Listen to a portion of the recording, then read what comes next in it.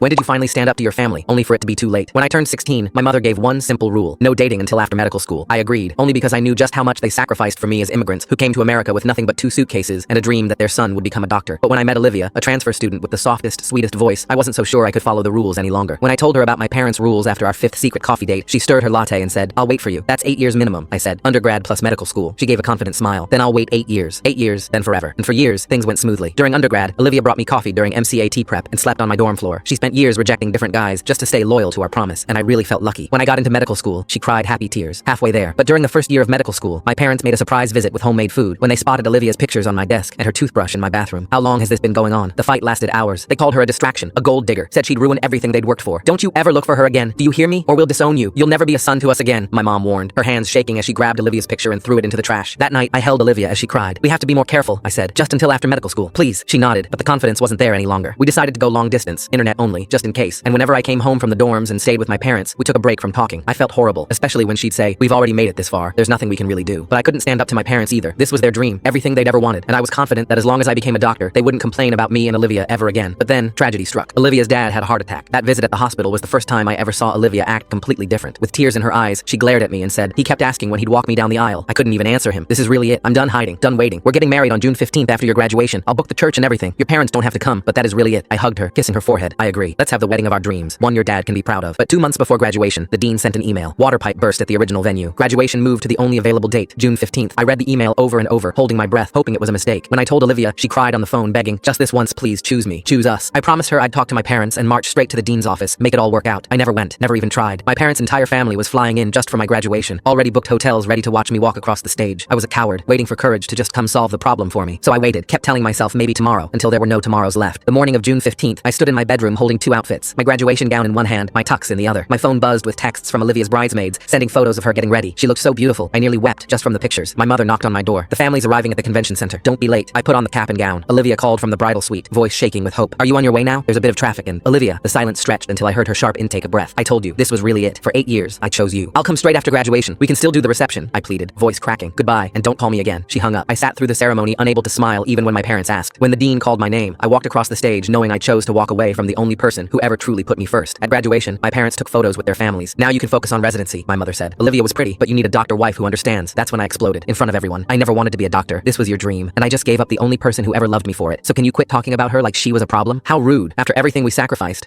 just so I could have a degree I never wanted? For what? Bragging rights? So you can hold it above my head for the rest of my life?" I walked out, drove straight to the wedding venue only to find staff almost done packing up decorations. I fell to my knees sobbing, staring down the aisle I chose not to walk. And now, 5 years later, I get to watch her laughing with a kind-looking husband while her 2 kids call me uncle.